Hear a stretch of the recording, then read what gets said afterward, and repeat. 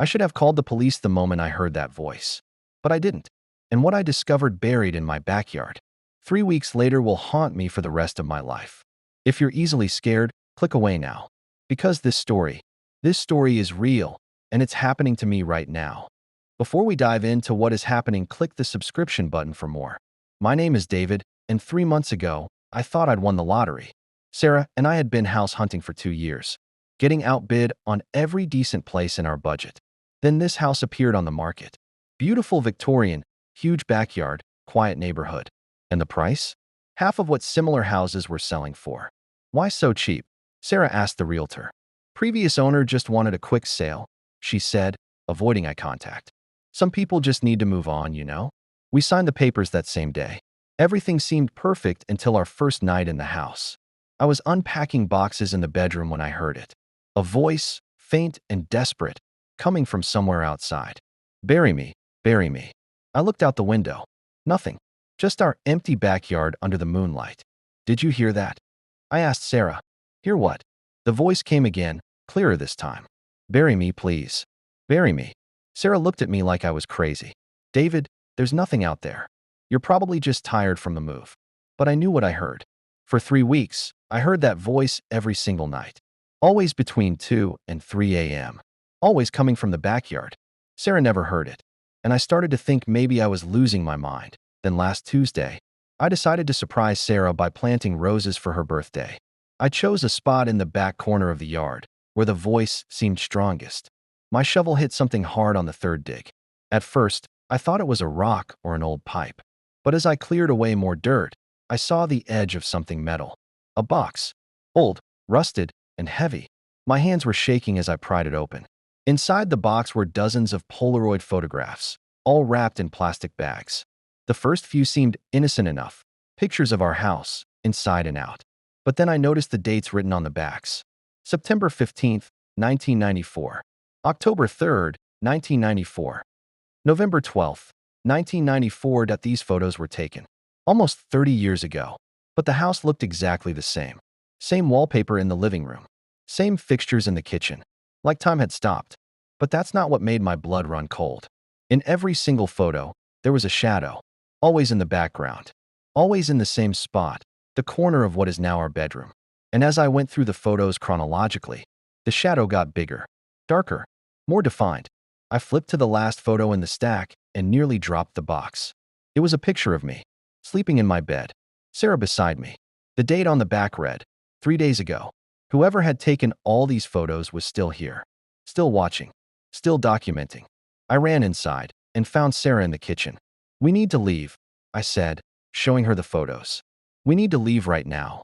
But Sarah just stared at the pictures with a strange expression on her face. David, she said quietly, where did you say you found these? In the backyard, buried in a metal box. Sarah, we're not safe here.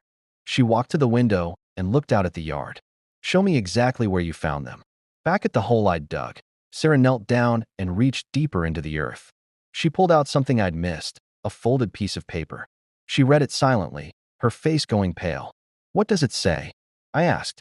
She handed me the note. It was written in shaky handwriting. If you're reading this, you found my evidence.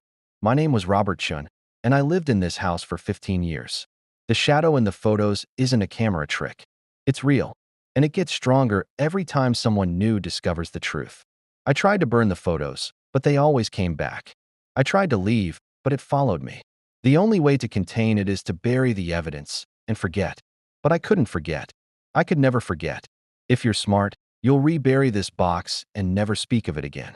Because once you know about it, once you acknowledge it exists, it knows about you too, and it will never let you leave. Sarah, I said, we need to pack everything and go to a hotel tonight. We'll figure this out tomorrow. But Sarah wasn't listening. She was staring at something behind me. I turned around. There, in the corner of our bedroom window on the second floor, was the shadow. Not a shadow cast by something, but a shadow that existed on its own. Dark, human-shaped, and watching us. David, Sarah said, her voice trembling. How long have you been hearing the voice? 3 weeks. Since we moved in. I've been hearing it too, she whispered. But not for 3 weeks. I've been hearing it for 3 months. Since the day we first looked at this house. My blood turned to ice. The realtor, Sarah continued. She wasn't the realtor. I looked her up after we signed the papers. There's no record of her anywhere. No real estate license. No company. Nothing. Then who was she? Sarah pointed to one of the photos. In the background of a kitchen shot from 1994, barely visible, was a woman. The same woman who had sold us the house. She's been here the whole time, David. Waiting for new people to find the box.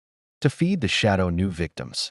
We threw everything we could into our car and started driving. But 20 miles down the highway, Sarah suddenly grabbed the wheel. "Stop the car," she said. "What? What?" "Stop the car now." I pulled over, and Sarah opened the glove compartment. Inside were all the photos we'd left buried in the backyard. Every single one. "It doesn't matter where we go," she said, tears streaming down her face. "Don't you understand? We're already part of its collection now." I looked in the rearview mirror. In the back seat of our car, barely visible in the darkness, was the shadow. We drove back to the house in silence. What choice did we have? That night, I sat in my office and started researching the property records. What I found made everything worse. The house had been sold 17 times in the past 50 years. Every sale was a quick sale.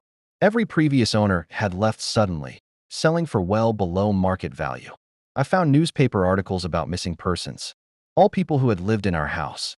All disappeared without a trace. All except Robert Chun, the man who wrote the note. His disappearance had been different. He'd vanished from a hotel room 50 miles away, 3 days after moving out of the house. The hotel security footage showed him walking into his room alone. But when they found the room empty the next morning, the security footage from that same night showed 2 shadows leaving. His shadow and something else. That brings me to tonight. Sarah is asleep upstairs, but I can't sleep anymore. Every time I close my eyes, I see that shadow getting closer. The voice is getting louder too. "Bury me, bury me." But now I understand what it means. It's not asking to be buried. It's telling me what's going to happen to me. I have a choice to make. I can do what Robert Chin did. Try to run, knowing it will follow me wherever I go. I can try to burn the photos again, knowing they'll come back. Or, I can do what needs to be done. I'm making this video because I need someone to know the truth. Tomorrow morning, neighbors will find our house empty. Sarah and I will have vanished, just like all the others. But unlike the previous owners, I'm not running. I'm going to join it. Because I figured out something Robert Chin never did. The shadow isn't hunting us. It's lonely. All those people who disappeared, they're not dead. They're still here, in the shadow. And every night, they whisper to new residents, trying to warn them. "Bury me," they say. "Bury the evidence. Don't let it find more people." But I'm tired of running. Tired of being afraid. If you're watching this video, it means you found my phone buried in the same spot where I found the box. Which means you're living in my house now. I'm sorry. The photos are real. The shadow is real. And now, just like everyone before you, you have a choice to make. But before you decide, look behind you. If you found this video, comment below and tell me, what would you choose? Would you run? Or would you join the shadow to protect others from finding out the truth? Like this video if you think I made the right choice. Subscribe if you want to see what happens to the next family who moves into this house. And whatever you do, don't go digging in your backyard.